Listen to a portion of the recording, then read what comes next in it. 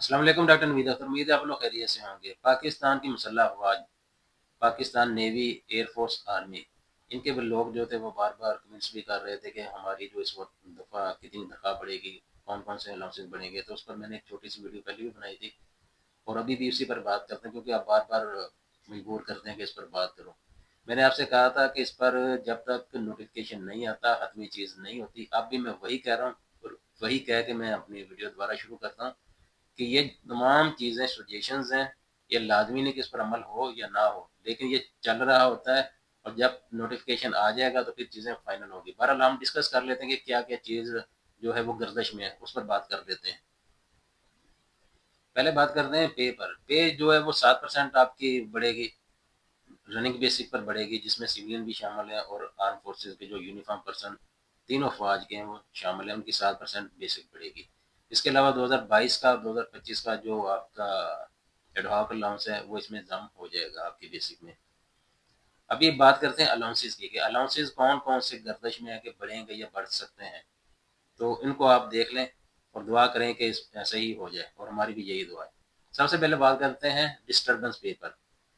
Disturbance پہ کیا ہوتی ہے؟ آپ سب کو پتا ہے کہ جب بندہ شادی شدہ ہو جاتا ہے تو اس کو پھر گورنمنٹ دیتی ہے، کیونکہ جب آپ شادی کرتے ہیں تو آپ کا جو اسپاؤس ہے وہ پھر آپ کو ڈسٹرب کرتا ہے، تو اس ڈسٹربنس سے بچنے کے لیے گورنمنٹ آپ کو تھوڑا سا پیسے دے دیتی ہے، اس کو ڈسٹربنس پہ کہتے ہیں۔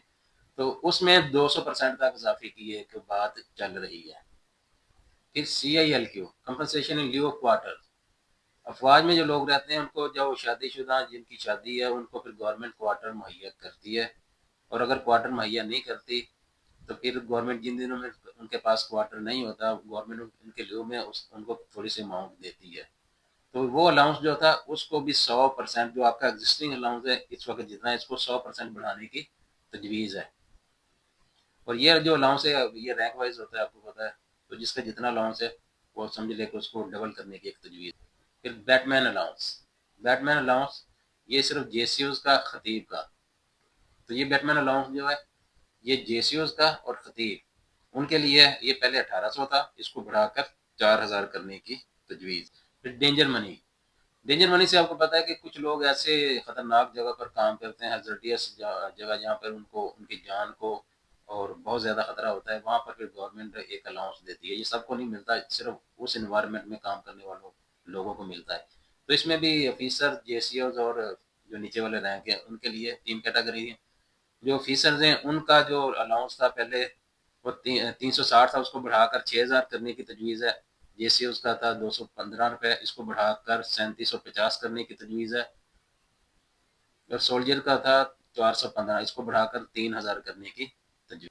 اسی طرح ایئر فورس میں یہ 4 کیٹیگریز ہیں آفیسرز کی، JCOs، چیف ٹیک اور نیچے۔ تو یہاں پر جو کلاسیفیکیشن انہوں نے کی ہے اس میں آفیسر 360 سے 6000، JCO 215 سے 3750، چیف ٹیک اینڈ بلو 145 سے 3000 اور سیولین بھی 145 سے 3000۔ نیوی میں بھی سیم اسی طرح آفیسرز، چیف پیٹی آفیسرز اور نیچے۔ آفیسرز کا 360 سے 6000، چیف پیٹی آفیسرز کا 215 سے 3750 اور سیلرز کا 139 سے 3000۔ اس کے علاوہ جو فائر فائٹر ہیں ایئر فورس کے اندر ان کے لیے بھی ایک الاؤنس کی بات کی گئی ہے تو معمولی سا لیکن ایک بات کی گئی ہے۔ وہ کون سا الاؤنس ہے؟ Authorization of danger money allowance for fire fighter PF air man civilian equivalent. جو سیولین آفیسرز ہیں BPS 16 اینڈ ابو ان کے لیے یہ 360، اور جو سیولین سٹاف ہے BPS 1 سے لے کر 10 تک ان کے لیے یہ 145۔ تو یہ فائر فائٹر کے لیے۔ پھر ایک ہارڈ ڈیوٹی الاؤنس ہوتا ہے جو آرمی کے اندر کک ہوتے ہیں اور جو نان کمبٹنٹ انرولڈ ہوتے ہیں ان کے لیے ایک ہارڈ ڈیوٹی الاؤنس ہوتا ہے، اس کو بڑھانے کی بات کی گئی ہے۔ یہ پہلے 120 تھا، اس کو 120 سے بڑھا کر 500 روپیہ کرنے کی تجویز ہے۔ پھر ایکٹنگ الاؤنس، جو ایکٹنگ الاؤنس ہے وہ JCO کا پہلے تھا 100 روپیہ، اس کو بڑھا کر 800 روپیہ کرنے کی تجویز ہے۔ اور جو NCO تھے ان کا تھا پہلے 50 روپیہ، اس کو بڑھا کر 400 روپیہ کرنے کی تجویز ہے۔ پھر اپائنٹمنٹ پے اور گڈ سروس پے، جیسے گڈ کنڈکٹ ہوتی ہے نا فوج کے اندر کی، جن کا ڈسپلن وغیرہ ٹھیک ہوتا ہے، تو ان کے لیے جو ان کی وہ پے تھی وہ بڑی معمولی سی تھی، اس کو بھی 100% بڑھانے کی تجویز ہے۔ یعنی کہ آپ کہیں پر اپوائنٹ ہوتے ہیں کسی خاص پوزیشن پر، اس کے لیے یا آپ کا جو کنڈکٹ ہے وہ اچھا ہے اس کے لیے جو پہلے پے تھی آپ کی، جو پہلے الاؤنس تھا، اس کو 100% بڑھانے کی تجویز ہے۔ اور ٹی کے 1 2 3 تمغہ خدمت، تمغہ خدمت آپ کو پتہ ہے کہ ہر ایک کو نہیں ملتا، یہ انہیں کو ملتا ہے جو بہت زیادہ خدمت کرتے ہیں۔ تو یہ ان کے لیے اگر وہ ایکٹنگ ڈیوٹی کر رہے ہیں تو ان کے جو الاؤنسز ہے ان کو 100% سے زیادہ تینوں کو بڑھانے کی یہ بات کی گئی ہے۔ جیسے ٹی کے 1 ہے، اس کو بڑھانے کی بات کی گئی ہے 106%، ٹی کے 2 117% اور ٹی کے 3 114%۔ اس کے علاوہ مونیٹائزیشن آف یونیفارم کی بات کی گئی ہے۔ مونیٹائزیشن آف یونیفارم الاؤنس جو ہے اس جے سی او اور سولجر کا، اس کو 7157 روپے سے بڑھا کر 14791 روپے اینولی کرنے کی بات کی گئی ہے۔ تو یہ آپ کے مختصر سے بات تھی جو الاؤنسز کے بارے میں۔ تو پھر تھوڑا سا آپ دیکھ لیں کہ ڈسٹربنس پہ اس کو 200% بڑھانے کی بات ہے، ایک سی آئی ایل کی اس کو 100% بڑھانے کی بات ہے، بیٹمین الاؤنس اس کو 1800 روپے سے 4000 کرنے کی بات ہے۔ تو یہ بڑی یعنی کہ الاؤنسز، اس کے علاوہ ڈینجر منی ہے وہ کچھ لوگوں کو ملتی ہے، ہر ایک کو نہیں ملتی۔ اور جو کک ہیں سویلین نان کمباٹنٹ ان کے لیے جو الاؤنس ہے اس کو بڑھانے کی بات کی ہے، ایکٹنگ الاؤنس۔ تو اس طرح سے یہ باتیں چل رہی ہیں۔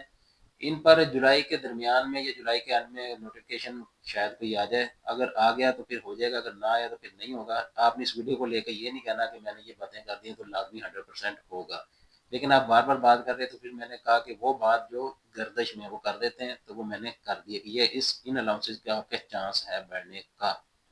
باقی آپ کو پتا کہ کچھ لوگ کہتے تھے اسپیشل الاؤنس آرمی کو ملے گا اس دفعہ، پھر جس طرح پچھلی دفعہ ملا تھا 20% یا 30%، تو اس کا فی الحال کوئی ایسی بات میری نظر سے نہیں گزری۔ اگر آپ کے پاس کوئی ایسا سورس ہے تو آپ مجھے بھی بتائیے، کیونکہ آپ کو پتا ہے پچھلی دفعہ جب الاؤنس کیا تھا، اتھرائز کیا تھا، تو وزیر خزانہ نے اسمبلی کے اندر کھڑے ہو کر اپنی تقریر میں یہ کہا تھا کہ مسلح افواج کے لیے ہم ایک اسپیشل الاؤنس کی بات کر رہے ہیں، اور وہ اس الاؤنس کی جو رقم تھی وہ ڈیفینس کے بجٹ والے خود ہی وہاں سے ارینج کریں گے۔ تو اس دفعہ جو انہوں نے تقریر کی اس میں صرف 7% اضافے کی بات کی، اس کے علاوہ انہوں نے کوئی بات نہیں کی۔ عام طور پر جو ڈیفینس فورسز کے الاؤنسز کے جو نوٹیفیکیشن یا میمورینڈمز وغیرہ ہوتے ہیں وہ کئی دفعہ سامنے نہیں بھی آتے، پبلک نہیں بھی ہوتے، تو اس لیے کچھ چیزیں حتمی طور پر کہنا بڑی مشکل ہو جاتا ہے۔ اور پھر ڈی آر اے کی بات ہے، ڈسپیرٹی ریڈکشن الاؤنس۔